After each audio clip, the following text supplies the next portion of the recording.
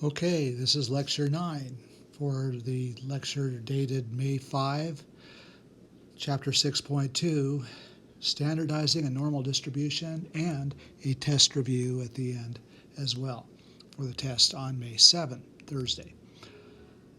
This is the most important section of the class we've had so far, kind of a bellwether problem, a cornerstone type of problem, because so much of the class is built on this kind of idea of a z-score and obtaining probabilities from that z-score.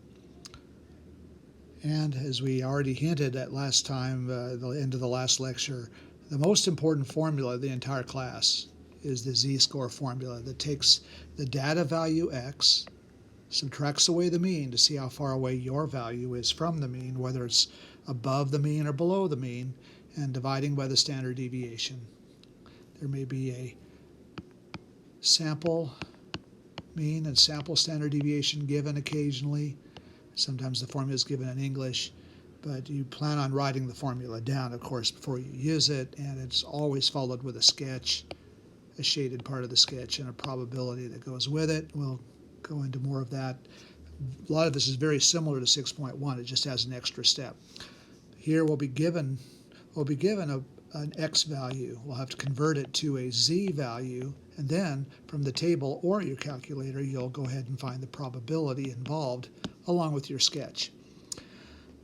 Okay, so anyway, with a given data value x, a particular value of that could be converted to a particular z value. The number of standard deviations above or below the mean is what z is.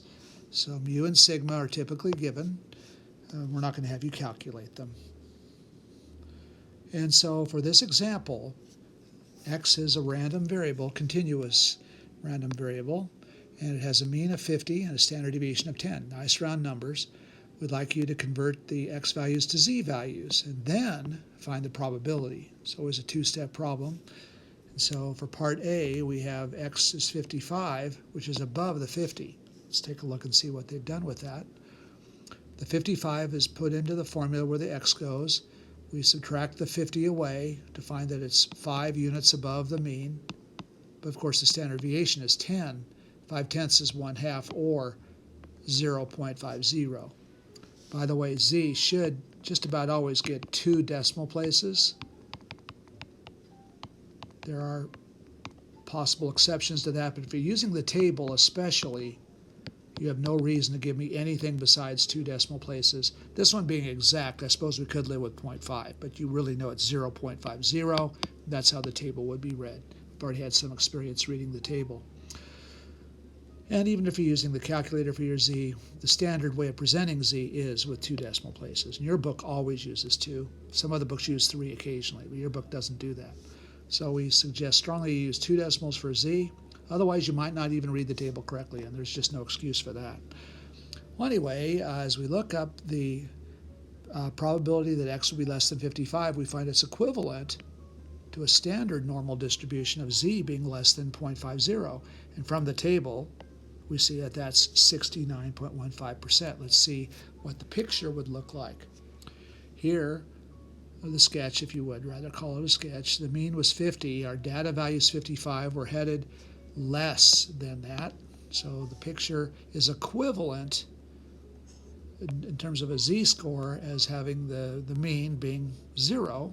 Of course, it was 50.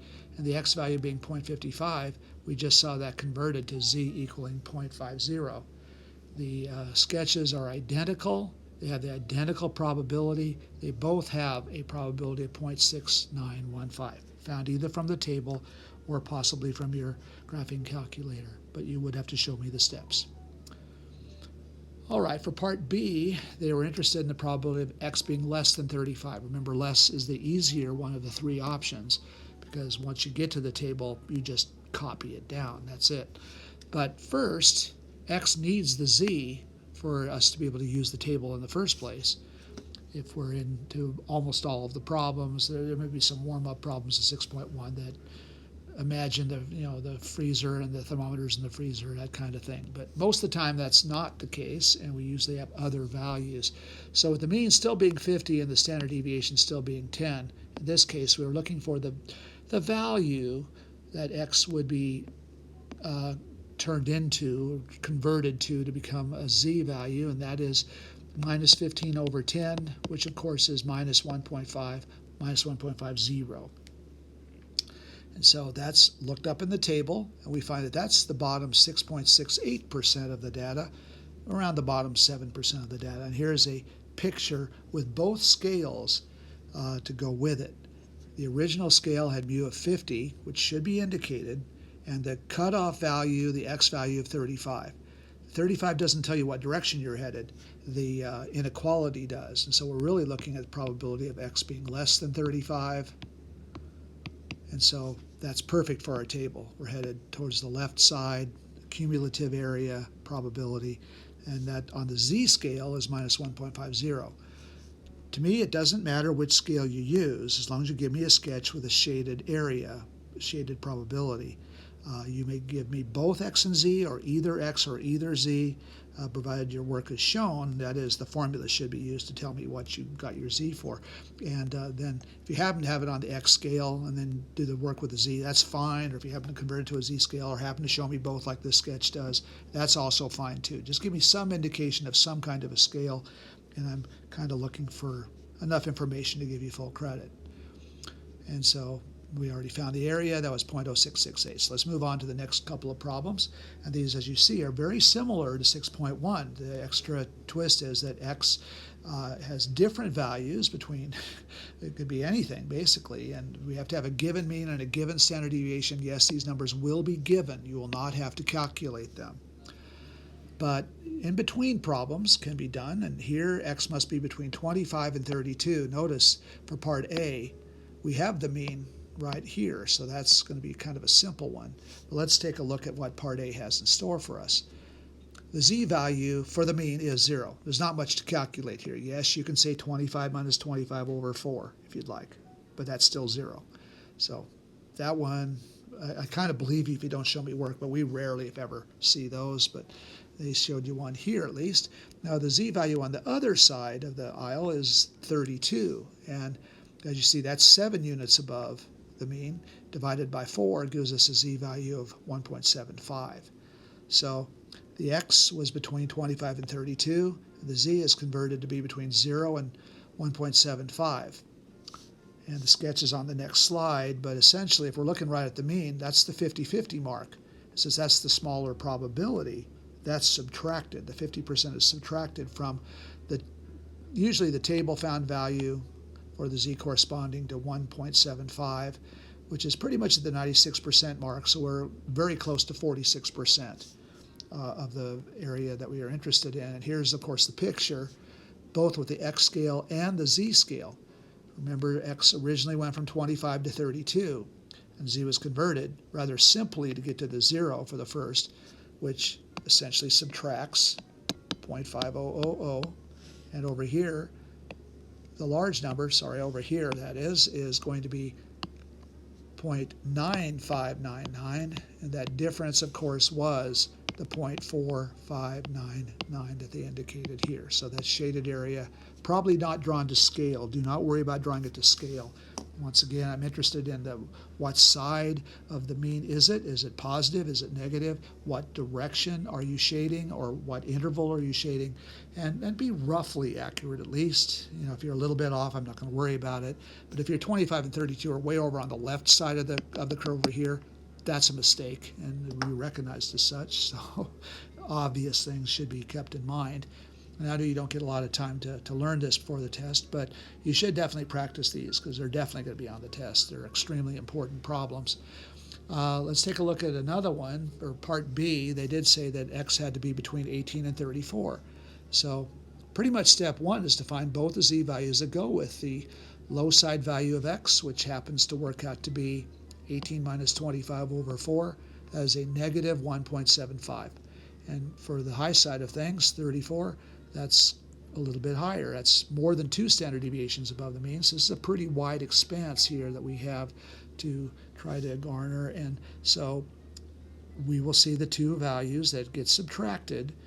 This one actually comes from here, and that one actually comes from there. So they kind of crisscross a little bit. But you do subtract the large minus the small, L minus S. And be sure you don't get a negative probability whatever you do. They will straighten themselves out as you look them up. Just subtract the larger one minus the smaller one. This one is rather close to 95% of the territory. And of course, here comes the picture, a little bit late. I'd rather see the picture side by side with the work. But anyway, the 34 converted to the 2.25, the 18 converted to the minus 1.75, and the difference of the probabilities was shown on this screen back here. And that did total out to be 0.9477, as they stated. Just takes practice. Okay, now we have a right-facing particular request. The probability that x will be greater than 55, that will be a complement, 1 minus something or other. So let's see. They've told us the mean is 40, standard deviation is 5. And let's see if we can find the following probabilities, and I'll concentrate on part A. So first of all, for x equals 55, we see that 55 minus 40, we would have the x minus the mu being 15 units, and 15 divided by 5 is exactly 3. On your table, that is 3.00. And in the case where it's an exact number and you tell me it's 3 and you give me the correct probability, which happens to be here, I'm not going to worry about it. But numbers usually have to be rounded. Be sure to round to 2 decimal places, especially if you're using a table. And anyway, we do have the complement rule again. We take the total curve minus the left-facing part to get the right-facing part, which isn't very much. The picture is worth 1,000 words. This is what it looks like. So for us to be greater than 55, our table, in terms of z, is facing towards the left. And our table gives us the value that we just saw, the 0.9987. But that's not shaded, because we're aiming towards the right. So what we're looking for is 1 minus that value, and that gives us a very small number. That's sort of like that empirical rule that some people can't get enough of. I've had enough of it personally, but it's only half of it. That's only like 1 out of 1,000, so that's a rare situation. Okay, for a typical less than problem, let's go back to an easy one for part B. So here x is 49, and we're looking for x to be less than 49. So because this is a normal distribution, we have to standardize it, and so we just turn it into the z language where the mu is 0 and the standard deviation is 1. After you convert everything, that's what it turns out to be. And so we get a z value of 1.8. And so directly from the table, we find that that's the bottom 96.41%, and a rather easy table. So we end on an easy example here. And if z is equal to x minus mu over sigma, that's going to standardize everything. So if you have x equaling the mean, then z is equal to 0, and the standard deviation would equal 1, and that's a standardization that we see. But let's try a few more examples. Can't get enough of these examples because you just have to know these cold, because this is kind of a minimum to get into the second half of the class in many ways. Of course, we do other things with this, but this is just fundamental stuff. If you don't quite get this, you're not going to get any major part of the second half of the class.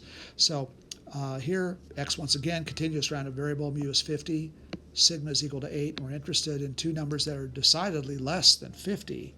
And then so x must be between 30 and 39. Notice we don't care if it's less than or equal to. It could easily have been just the less than signs. This is continuous after all. So as we convert the x's over to z's so we can actually use the table, we find that this first value of z is 20 units below the mean. 30 minus 50 divided by 8. That's a rather strong z value of negative 2.5. It's still on the table though.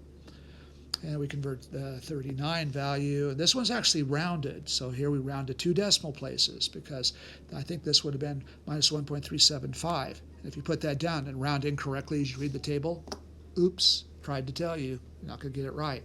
So be sure you round to 2 decimals, especially for table users.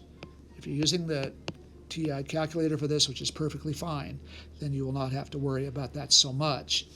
Although, if you're presenting a final answer later on, we usually want you to say it in terms of 2, because that's just the standard notation that is mostly still used, so we'd like you to follow that. Anyway, the picture will show a little bit more detail here, and I'm going to go ahead and look at that now. X ranged between 30 and 39, converted into 2 decimal places. We see the z values for which the data ranges, And then the table can come along and subtract the large probability minus the small probability to get the total area that's involved in that window of opportunity. And some of the details here, about 8% minus a little less than 1% gives you, well, 7.76% as you subtract those out. Now, TI may give you a slightly different answer because they will not really have to worry about rounding there. But with the tables, there would be slight round of error, but we do not worry about it. There's certainly full credit if you're using a table and do it correctly. Okay, another problem. We've got a mean of 80, standard deviation of 12, and now we're interested in values of x between 70 and 135. Let's take a look at the picture. The 80 is the mean, should be listed somewhere, and the 70 is to the left of the mean. And it's not a bad idea to show it fairly close to the mean, but as long as it's to the left of the mean, that's all I'm really looking for. Then the 135, well, it ought to be further away than the 70 is away from the mean, but do your best on that. We're not going to break out a scale like a box plot would. Box plot, we do really look at the scale quite a bit more carefully, so just a little word to the wise on that.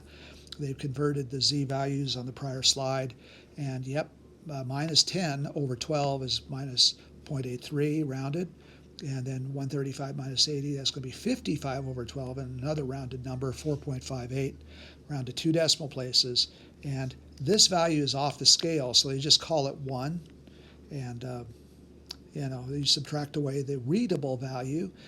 Once again, we're not going to go for values like this on the test. I'm going to stay in bounds, that is between basically 3.5 and minus 3.5 is where I will stay. So this is a value we get from using that type of approximation, which will be extremely close to the exact answer. TI would provide a slightly better answer. So that's what we have. Almost 80% will be between 70 and 135. So it's not drawn to scale. That's okay. We're not worried about the scale so much here.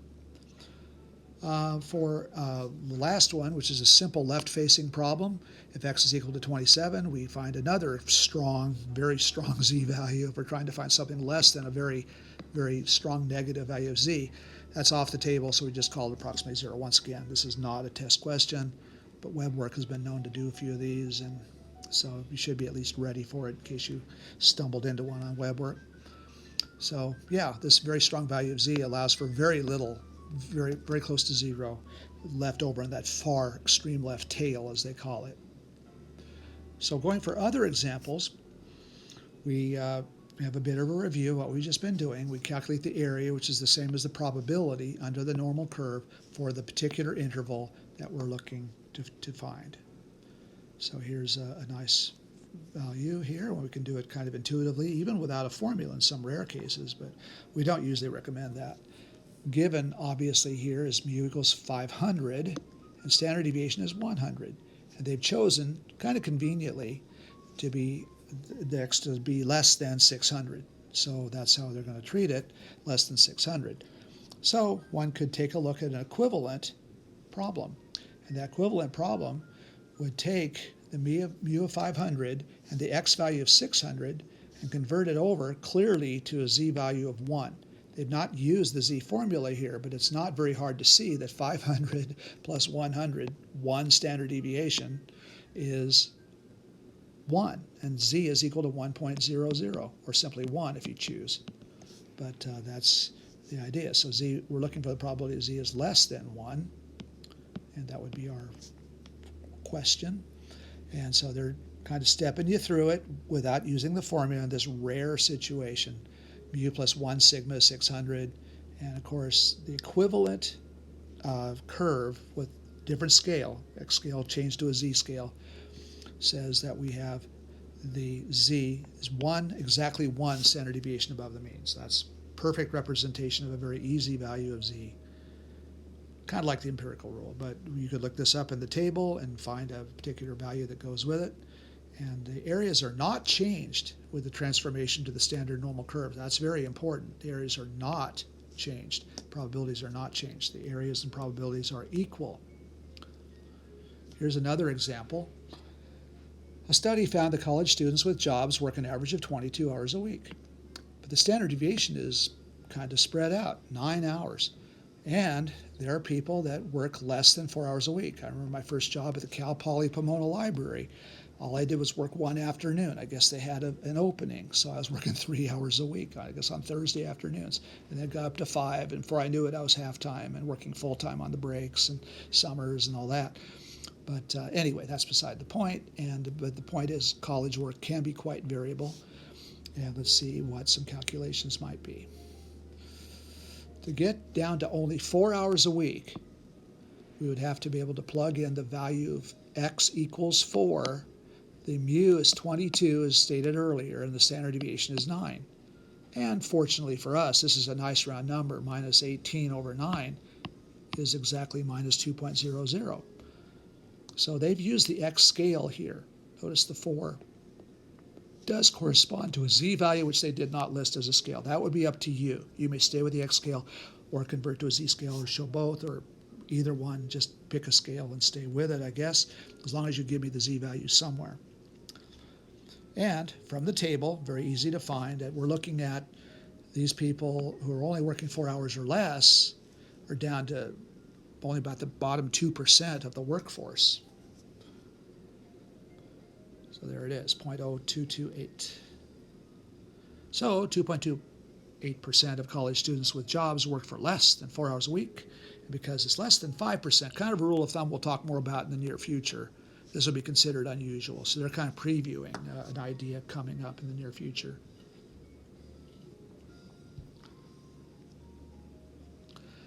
Okay, here's another one. A survey now indicates for each trip to the supermarket, which for some of us is the highlight of the week.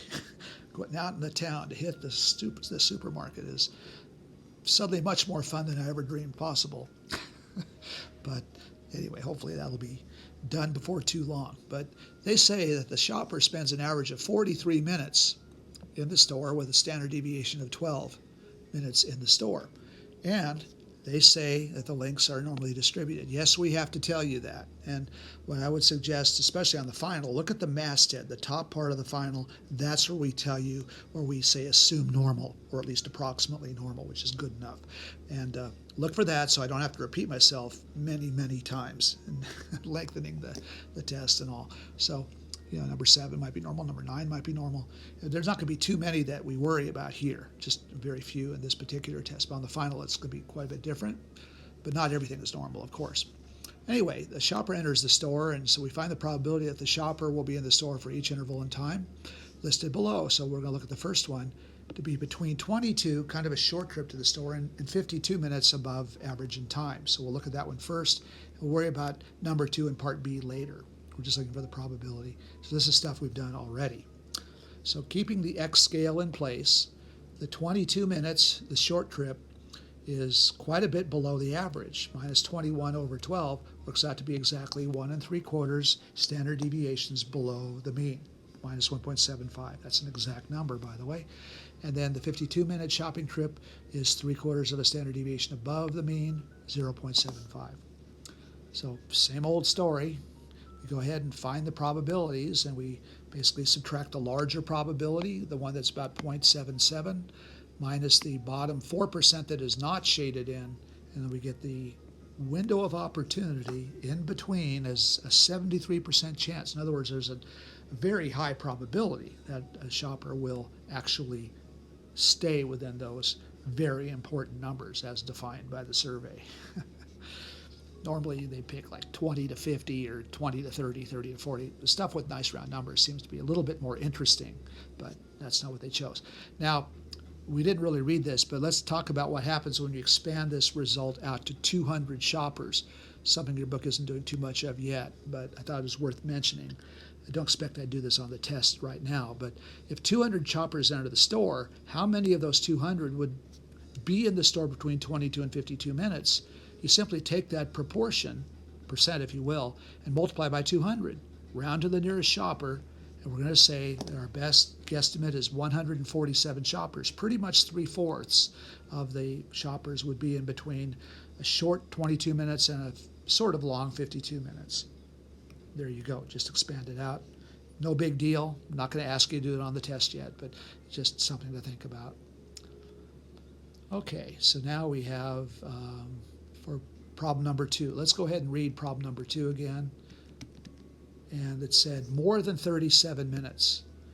Okay, so this person, well, 37 is less than the mean. We're going to take up all the big ticket items, such as a 3-hour visit to the store. If you really have nothing else to do, I guess you can just hang out at Stater Brothers for a long time. Normally that doesn't sound like any fun at all, but nowadays I'm not so sure. Maybe it's a fun thing to do. I'm not sure yet. But anyway, take that 37 minutes. It's just the cutoff value. So you can see it's about 37 minutes right there on the screen. And we find out what the z-value would correspond to be. And instead of finding the probability that x is greater than 37, we're trading that in to find the probability that z is greater than minus 0.5. And this is doable from a table or a calculator, and we can find the probability that goes with that. And they're doing two things at once, really. And so this one being a right-facing scenario, we realize the table is facing the wrong way, and so we have to subtract the table value from 1. 1 minus table, as we said earlier. 4 decimals for probability is a great idea. So that's what we'd like you to do, is 4 decimals. And once again, if you expand this out to 200 shoppers, you can multiply by 200 and get approximately 138 shoppers in the store for more than 37 minutes. Just take the 69%, multiply by 200, round to the nearest whole shopper, and that would be your answer for that. Here's another one. I'll just run through this one, and you can try it with technology with the TI if you want. The mean triglyceride level for U.S. adults 20 and above is 97 milligrams per deciliter. So we assume that these people have the levels that are normally distributed. So they said that standard deviation is 25, and okay, we have the mean is 97. So those two numbers are given. So then, what about a particularly randomly selected adult, and what is the probability that their level is less than 100? A number that's rather close to the mean, so it should be sort of close to 50-50. But anyway, we don't have to worry about this other stuff. Let's see what we could say. First of all, setting it up, and for many of you, this is the one we're after. And we're not going to be able to use these, I'm afraid. So calculator is good. Must specify the mean and standard deviation. So yes, the mean was 97. We won't care about the units too much here. The standard deviation is 25, and we want p of x less than 100. So from this, z would equal x minus mu. That would be the cutoff value of 100 minus the mean 97 divided by 25.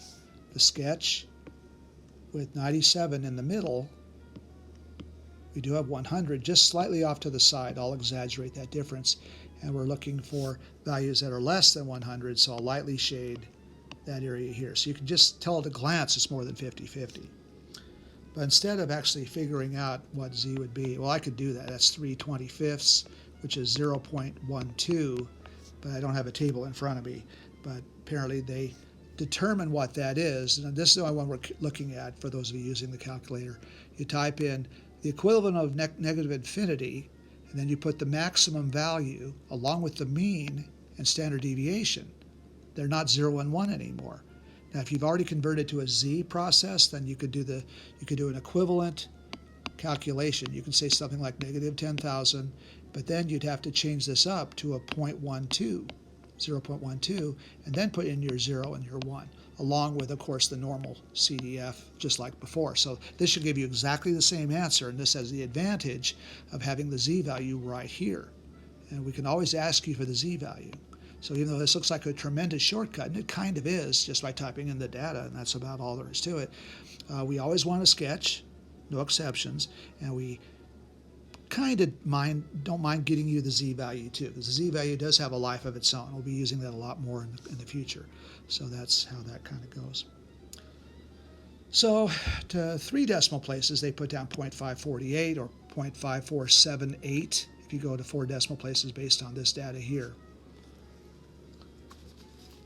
So I thought I would run through some problems and see how they go for you on this review, because I believe we've hit the end of the road on the 6.2 material. So I'm going to try to write on the screen the best I can. I'm going to try to work out some problems for you here that could be useful to know about on the test. Can't see it, but I just turned the light on. Okay, so what if we had a table here of values. The values, and you can find this is 5.16 Part B in your homework. This is not assigned, but I thought I'd work out one of these. Frequency distribution that has some values of x. The values of x are simply discrete numbers. We don't really care what they are. They might even be negative, although we're not going to do any of those here. But the probabilities that will add up to 1 are as follows. We have 0.4, 0.26, 0.21, and 0.13. And you can see those same numbers in your book. Now, if we want to find the mean and standard deviation, let's go ahead and remember what we do. We have to get x times p of x, multiply them out, and then sum them up, and we will have our mean. The mean is really simple here. 6 times 0.4 is 2.4, and then the next number is 1.82, followed by 1.68, followed by 1.17. The sum, which is the mean is equal to the sum of the x times p of x. In this case, it is 7.07. Now, to get the standard deviation, which is a little bit more labor intensive, and remember, we can always ask you to do this by hand. So if you're found a way on the calculator and you want to double check your work, that's fine. But this could be done by hand for sure. And we'd need an x squared column. In this case, perhaps the x's need an extra column to get them into the problems. And so we have 6 squared, 7 squared, 8 squared, and 9 squared. Don't have to sum those up, because this is only instrumental in creating the x squared p of x column. So we're going to be multiplying x squared times p of x. Be sure you're multiplying the correct columns. Very easy to screw up and get the wrong columns multiplied. So my point is 0.4 times 36. I'll show a little scratch work here. That works out to be 14.40. I'm using 2 decimals. And then we'd have 0.26 times the p of x, so that is p of x, 0.26, and x squared is 49. So 49 times 0.26 is 12.74. And we just keep going. The x squared is 64, the p of x is 0.21, that product is 13.44. And then we have 10.53 as the last result. So the sum of the x squared p of x is 51.11, kind of a strange number. But the formula for the standard deviation, it takes a square root. You can do the variance and then square root it if you're more comfortable doing that. You would have to have the sum of the x squared p of x that we just found out about, subtract the mean squared, and then square root it to kind of standardize it in the same units. So remember, variance is in squared units, which does look looks very strange a lot of the time. But anyways, we put the numbers in here. We have the square root of 51.11 minus 7.07 squared. And when the dust settles, you do get 1.125 square rooted. The number without the square root is the variance, by the way. But we weren't asked for the variance. So as we square root that, you get 1.061. 3 decimals seems to be pretty good for this kind of calculation. So that would be problem 5.16b. And that would be out of section 5.3, and that is finding the mean and standard deviation of a probability distribution. Something we've done already. I thought I'd work out another example for you. Let's try another example. How about, we'll go back to page 109, see what that one has. So you can turn with me to the book and check out another problem. This one will be involving box plot.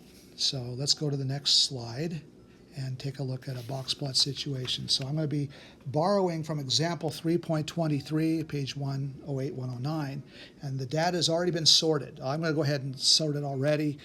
Keep in mind, we don't have to give you sorted data, so that'd be the first thing you do is to sort it. So the data, as you can see yourself on page 109, after it's been sorted, because medians and box plots need sorted data, these are the following data points: 37, 39, 42, 47, 55, and 63. And incidentally, these stood for the commute times in minutes from home college. And I think I might have run through part of this example already. I just wanted to finish up a box plot from this, which they did not do. Okay, there are 12 data points. That means there is no median. The data gets cut in half right at the 6th data spot. So we have to create a median. The average of 29 plus 37 is 33. That's the median. You could call it MED or spell out the word or even say Q2 if you want. Because the median's not on the data, you don't have to throw it out. If it is on the data, you do throw it out. Despite what some calculators do, you will have to throw the median out. But when it's an even data set, you don't have to worry about it. Okay, so the first half of the data needs a Q1, like the first quartile, and once again we find that there are 6, so that's another even number, so we have to go halfway between the 17 and the 18, and that is a Q1, obviously, of 17.5. Similarly, over on the second half of the data, the halfway mark of that group of 6 is the average of 42 and 47. So halfway between there is 44.5, and that is Q3. Okay, some of that's found in the book. And we found the 5-number summary, which is the minimum, Q1, the median, Q3, and the maximum. So somehow indicate the 5-number summary, because we nearly always ask for it. Where's the mean? It's not there. Do not even bother with the mean. You may put it off to the side if you want, but we're not asking for it, and do not be distracted by it. That's got nothing to do with what we're doing right now. Not much anyway, so let's continue with this and try to form the box plot. A box plot must have a scale or it's not a box plot. We're talking ideally a scale about what would be in your wallet, like counting by 5s or 10s or 20s or 25s, something regular. Frankly, if you count by anything that's regular, we'll give you credit, even if it's 13s. But what some people do is they give me a logarithmic scale or some sort of random scale and think all the box plots look the same. They do not all look the same. So that's one of the first things I look for is your scale, a regular scale. You've done lots of graphs, so we expect you remembered how to do that, and so that's part of a bit of a review. Well, anyway, on this scale, it looks like the minimum value is 7, so a starting point could be easily called 0. The maximum number is 63, so maybe we could go up to 70 or maybe 80 if you're counting by 20s. But I'm going to count by 10s. That seems to be rather convenient, so indicate some kind of scale. You may not have to write all the numbers down, but draw them approximately equally spaced, and then having some sort of line nearby. Scale could be on top. It's usually below, though. Put some tick marks there if you want. Well, anyway, you have to form your box plot. And so the box plot starts, and your book is using a notch. There's a slight difference of opinion on how the box plots get printed. And in the 3.6 section, they actually show a little bit more about that. Yeah, 3.6. Yeah, so they have a little notch. That's kind of optional. Draw the line up until when the box starts, which is at Q1, and 17.5 is about 3/4 of the way between 10 and 20. So that's where the box starts. The most important number is the median. That's the one center number that we get out of this. 33 is about 1/3 of the way between 30 and 40. So that splits the box into 2 pieces. And then we can continue by going to 44.5. That's almost exactly halfway between 40 and 50.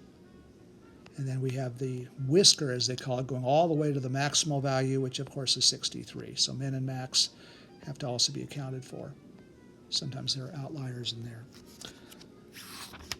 But we continue with the idea here, and what we'll want to do is to look at various things, and then I'm going to look for outliers. The outlier test, and I'm not going to go for the extreme outliers, we'll just go for the regular outliers, and the test is, for example, Q1 minus 1.5 of the IQRs, along with Q3 plus 1.5 of the IQRs. Remember, IQR is equal to simply what's in the box, Q3 minus Q1. If you'd rather combine that into one big formula, that's fine. The books just never do that. Well, anyway, the IQR is 44.5 minus 17.5, so that's exactly 27.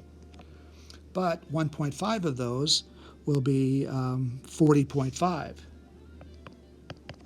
So I'll just go ahead and show that. IQR, and you multiply by 1.5, that's 40.5, and so then we can go ahead and see about the outliers. The low side outlier says that Q1, which we see is 17.5, if we subtracted 40.5, first of all, we see that that's impossible. That number is less than 0. I believe it's negative 23. Well, that tells me we cannot have a low side outlier. We ran out of room. You can't get there before you even started. Even though the traffic's been really good, we don't exactly have a time machine available to us. So let's take a look at the high side outlier, which, by the way, is more popular than the low side outlier, just the way data usually goes. So the Q3 was 33.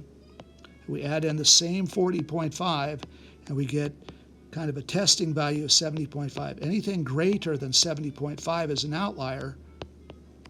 So I'll just say the word anything, and that would be called an outlier, but we don't have anything like that. Our largest value is 63, so nope, it's less than 70.5. So we have no outliers here, which is good, I guess. It's nice to know them when we see them. And we could also look at possible skewness as well. Let's see, this is something that we could ask about, and the skew is found at the back of the end of 3.6. They have a few comments on that. And so we look inside the box primarily and see that there's more area in the left. So that indicates left skew. And the whiskers could also be a determination as well. The determination could be done with the deals. And so we'll have, this one has the larger whisker being on the right side. So this one actually has a mixed skew. That's why they didn't really pursue this one. So if you use the whiskers, it's a right skew. If you use the box, there's just more area on the left side, so we call it the left skew. So this is kind of an uncertain skew, indeterminate skew right now. So they don't agree. Most of the time they do agree, by the way. So trying to see which one they preferred. Looks like they're talking about them on, kind of on equal footing here, so I don't really see a determination between the two. So if I ask for skew, I'll do my best to make sure they're kind of going in the same direction to minimize any difficulties. All right, so let's move on to another problem. I'll look at page 247 and see about what that might have to offer us. And this is over in chapter 6.2, something we just covered, so I thought I'd look at problem 620b. 620b, which you could also find in your book, and I could maybe fit in part of it here. This is just something we just talked about. So if mu is 20 and sigma is 4, we want to find the probability that x is between 23 and 26. Okay, I'm going to do the sketch right away, get it out of the way. The mean is 20. Don't have to draw a line, but anyway, I did. It's too late now. So I'll put the 23 over here, the 26 over there. Both of these values are on the right side of the curve, and I'm going to shade that in right now. That, of course, was the x scale, but we need to get a z scale. So z equaling x minus mu over sigma. We have 23 for the first value of x, call it z1 if you want. 23 minus 20 over 4, that's exactly 0.75. Second value of z, already wrote the formula, so I don't have to do it again. 26 for the x value, 20 for the mean, 4 for the standard deviation. That's 6/4, 1.50. So we could look for 0.75 to 1.50 for the z values, and of course your mean is 0. Well, then the idea is to look for the probabilities, and this large probability is 0.9332. The smaller probability that's subtracted away, because that area to the left is not shaded, of course, so minus 0.7734. The difference of the two yields 0.1598, very close to 16% likely that that would occur. And once again, that's problem 620b, page 247. Many other opportunities for you to practice on that. let's try a few more. Let's see, looking at an old exam here. Already did a frequency distribution. How about a calculation of a standard deviation and a range and all that? So if the data here from an old homework set was 5 minus 7, 2, 0, minus 9, 16, 10, and 7, one does not have to really put the data in order if you don't want to, and there are two major ways of doing this. You can find the mean. Mean's a good idea anyway. The mean happens to be exactly 3. And this will be a sample mean. It does specify this is sample data, so we will remember that because there's a slight difference here in the formulas. X bar is the sum of the x's, which is 24, and divide by 8, which is n, and we get exactly 3 for our mean. And there's two major styles here. You can do the x and the x squared style, or you can do the x and the x minus mu, or x minus x bar, and that kind of thing. So since I've already got the mean here, let's try listing them and finding how far away they are from the mean. I'll just try it that way. Sometimes there's round-off error that sneaks into this. So let's just go ahead and form a table here. 5 minus 7, 2, 0, etc., etc. Try to keep the data sets kind of small. So 5 minus 3 is 2. Minus 7 minus 3 is minus 10. And we just find how far away they are from the mean. 2 is 1 unit below the mean. 0 is 3 units below the 3. This one is 12 units. All these seem to have negative numbers, but now finally they start to rise above the mean. 16 is above the mean. 10 is above the mean. 7 is above the mean. Of course, this sum equals 0. You can double check that. Then we'd have to square this column, the squared deviations. And here's some results here. Just subtotal numbers. All the numbers become positive, perhaps 0, but none of them, they will be negative after you square them. No imaginary numbers in this class. 169, that was 144. 49, 16, what's the sum here? That's 492. Okay, so to find the variance, let's just say we asked for the sample variance. That would be s squared. The formula would be find the sum of the squared deviations, divide by n minus 1. Remember, I'm not interested in population variance. I'm only interested in sample standard deviations, possibly variances, but I will not ask you for any sigmas because it's just more useful to use samples.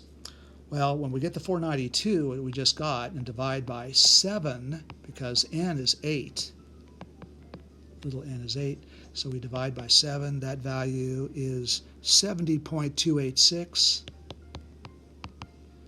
Kind of a useless number until you take the square root. So s will equal the square root of s squared, and this avoids putting the square root around a complicated formula, I suppose. Square root of 70 and change. Try not to round.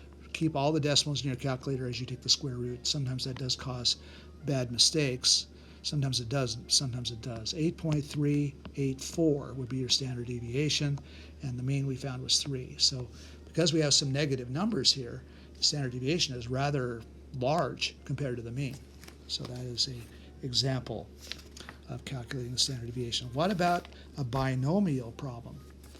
Okay, let's say a basketball player, a good basketball player, makes 85% of his free throws. So out of 8 tries, what's the chances that he'll make exactly 5? And we want you to do it by hand. So here, P is 0.85. And of course, Q, 1 minus that number is 0.15. That's the probability he misses a particular individual free throw. Now, the task is to shoot 8 free throws and make exactly 5 of them, which, by the way, 5/8 is below average. That's around 63%, but that's beside the point. Remember the formula, which I'm going to need to see written down, NCX or NCR, I suppose. Oops, I didn't mean to do that. Let's go back. So multiply by P to the X and then Q to the N minus X. So we'll be looking for probability of 5, which is all you have to say. Well, then we've got 8C5 times 0.85, and successful free throws are 5 of them, and then unsuccessful free throws at the 15% rate, there's only 3 of them because 8 minus 5 is obviously 3. So then we kind of see what those are. We recommend that you give me some subtotals in between. It's like insurance in case you make a mistake. So the 56 is pretty easy. The second number, though, the book puts down 8 decimals, so I suppose I'll put down 8 or 9 decimals there, just in case things go haywire. And then the next one, I don't know why it keeps disappearing on me, but sorry about that. The next one is 0.003375, and that's an exact number. And when all is said and done, round to 4 decimal places, please, 0.0839.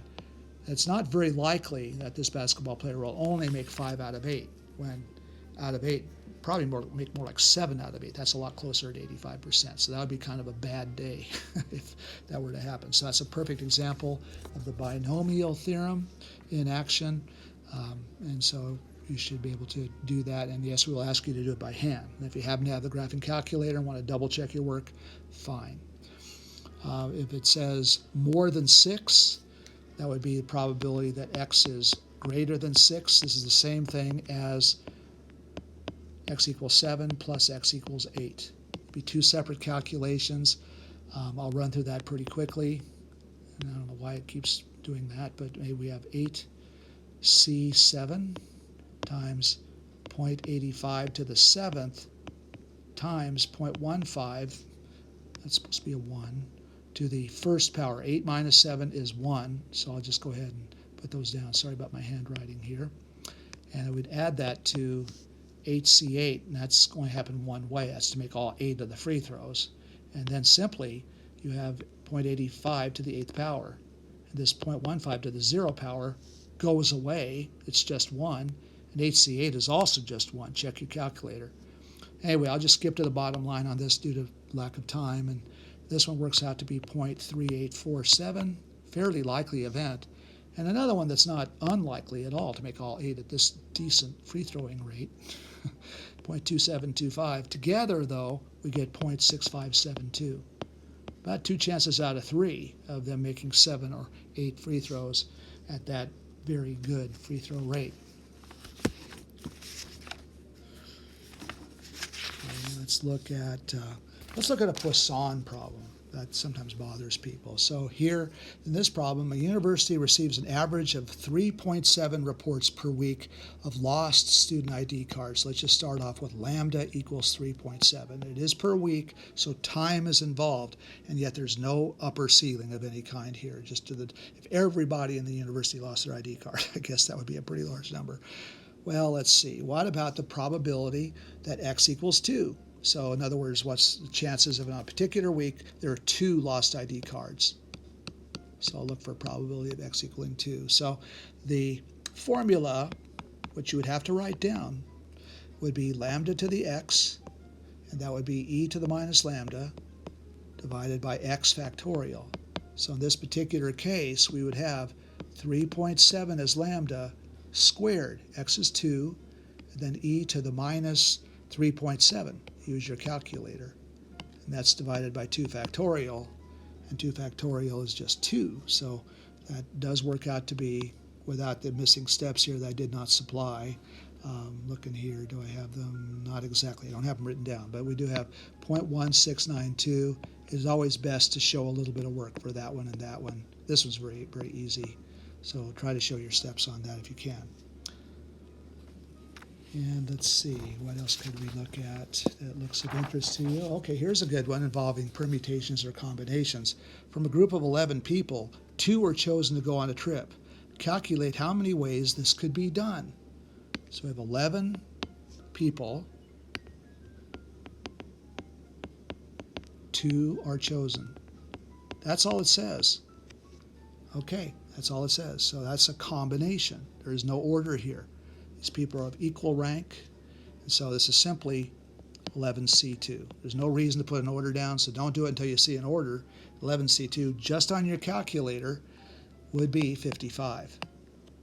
If you have to use a formula, it's also equal to 11 factorial over 2 factorial, and the difference, 11 minus 2, is 9. And that would give you the same answer, but as I say, I don't have to see the formula in this case. However, if we change things up and make it so that somebody's in charge, like you and your boss are going on a trip, then the order matters. The odds are your boss is getting a bigger paycheck than you. Maybe that's why they're the boss, I don't know. But anyway, this is a permutation. So 1 is in charge. There's subtle ways of them saying stuff like this. That's a permutation, so be sure you see the difference. So I don't care about the formula, but I do want you to be able to tell the difference between permutation and combination. Believe it or not, a lot of people can't do that for some reason. All it is looking to see if the order matters or not. I think it's kind of simple. I guess I'm biased, but I've had a lot more practice perhaps. But, you know, if there's no reason to make an order, call it a combination. That's more popular. But if you see something indicating an order, like president, vice president, secretary, something like that, well, yeah, then of course the order matters. So be careful of that. Well, anyway, this one works out to be 110. And so you would have simply 11 factorial over 9 factorial. The 2 is not there, but that still gives you 110. So that's basically how that goes. Let's see what else looks pretty decent here. What if we tried a hypergeometric? Let's do one of them. Okay, so here, this one looks similar to what we did before. We have 25 parts shipped to a dealer. These are auto parts. And 5 are defective. So we have 5 defective. That's from the population. But then 4 parts have been sold. 4 are sold. And 1 of them are good. In other words, 3 are defective. So we're going to lead with the 3 defective part. Keep in mind the way this problem was originally written, 1 of them was good. So I'm going to go ahead and say that too, but that's not the main focus here. We put that underneath the defective because we led off with the defective in the first place. I just want to be consistent. So of the population, we have 25 minus 5 or 20 good parts. There's no third option here. It's got to be defective or good. So then you have from the sample that's been pre-sold, that kind of takes away from it a little bit and causes this hypergeometric formula. And so the formula could be written this way. P of x is, let's see, RCX. Yeah, so let's put some labels on these first of all. N, capital N is 25. Little n is 4, so I'll start with the n's. They seem to be kind of obvious. And now the defects, we can call this R, the defects, and then just by subtraction, n minus R is the remainder, or in this case, good stuff. Now here we're going to call this X equals 3 defects, and n minus X. We'll have to bring up the rear on that. So the formula says that P of X is equal to RCX times capital N minus R C little n minus X. And that's divided by all the sizes, irrespective of good versus defective. So that just gives you the total ways of picking the little n's out of the big n's. Because that stays the same across the board in case we ask you different probabilities. I usually do that one first, and now we can plug in some of the numbers, and to show you what I mean, we have 25 parts in the denominator, of which 4 were basically sold at random. These are all combinations, I'm sorry. So 25C4, that number, by the way, happens to be 12,650. Okay, so what about the R and the X? Those are the defective ways, and there are 3 out of the 5 that we have to look at. So this is going to be a 5C3 scenario, which is not difficult to find. I'll go ahead and get that right now. That's 10 ways of picking those defectives. The 3 that are sold and are defective, that's really bad luck. So here we have 3 out of 4 that are defective that got sold. That's really bad news. Considering they're only 5 out of 25, that's a 20% clip versus a 75% clip. That's what I call bad luck, but that's beside the point. Let's get back to the formula. If we have n minus 4, that would be in terms of the goods, which is the last part that we haven't done yet. N minus R is the 20 goods, and they will be distributed amongst the 1 good that was actually made available or sold. So 20C1, that's actually an easy one. That's just 20. So it's a total of 200 over 12,650, which gives us a pretty unlikely scenario here of about 1.5% that would happen. So that's not all that much. So that's the way that goes. Now, if you had change this up to a 2 and a 2. Let's just make a change for another example on this where we call it quits. What we would have then is that x equals 2 and n minus x would actually be the same number, bit of a coincidence. So then p of x, and before we had p of x equaling 3, so I'll just say p of x equals 3. This time I'll be a little clearer and say probability of x equals 2. Well, using the same formula, I don't have to write it down again. Then I would have to say that we have 5c2. The 2, I'll put that in boldface because that's what got changed from the 3 that we had before. Notice in the denominator, we still have our 25c4. That's not going anywhere. So I like to lock that down right in the beginning. But then what about the defectives? Well, it says even split, 2 versus 2. So now this 1 gets replaced by a 2. So we multiply by 20c2. And let's see what those values would be. I have them in front of me. Ironically, 5c2 is the same as 5c3. That's still 10 possible arrangements. One could even list those. It wouldn't take too long to do that. But the 20c2 would take a little bit longer because there's 190 ways to do that. Don't want to list that. And we have the pretty much constant number of 12,650. That works out to be 1,900 ways instead of 200 ways like last time. But as you divide it out, we're much more interested in the decimals. Please express all your answers in decimals. Typically to 4 decimal places would be good when it comes to probability. And that one's a 15% chance, much more likely that 2 of them would be sold from this batch. So I hope that gives you a pretty good feel for the types of questions we might ask you. Chapters 3, 4, and 5, and 6.1 and 6.2 are available on the test. That's 20 sections.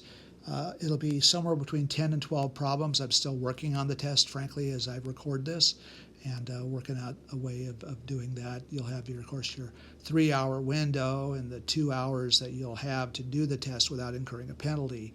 Of course, at the end of 3 hours, you do get cut off, and so then it becomes a 0. So you really have to have that submitted, even if it's not finished. But the 2 hours does give you an expected 90 minutes to do the test and around half an hour for you to receive it and then print it out. Even if it's just from your notebook paper, you would have to make sure it's sent to me. Your Zoom link should be on the entire time until you're done with the test, and then you can just sort of wave goodbye. Should be muted the entire time. We don't really need to listen to you. We do need to see you. And if any camera is off for any extended period of time, that would result in a 0. It's departmental policy. So I don't want that to happen to anybody. We hope that there's no technical glitches. So if you want to see me during the office hour and make sure your Zoom connection is working, that would be fine. We have our office hours on Tuesdays and Thursdays. And so we have one more chance on Tuesday to do that because the Thursday office hour will not be. It'll just be the Zoom camera that people are taking the test. And so be sure you take it during your appropriate time. It should only be during the time that you're scheduled for. Otherwise, you're subject to getting a 0. You'd have to have an awfully good reason to switch times, and I don't plan to listen to hardly any of those. So be sure you know what time you're enrolled in and take the test during that time, starting at 8 o'clock or starting at 10 o'clock or starting at 2 o'clock. And we'll have the test available by that time for sure. Any other questions, email me or see me in the office hour, and good luck, and we'll talk to you later.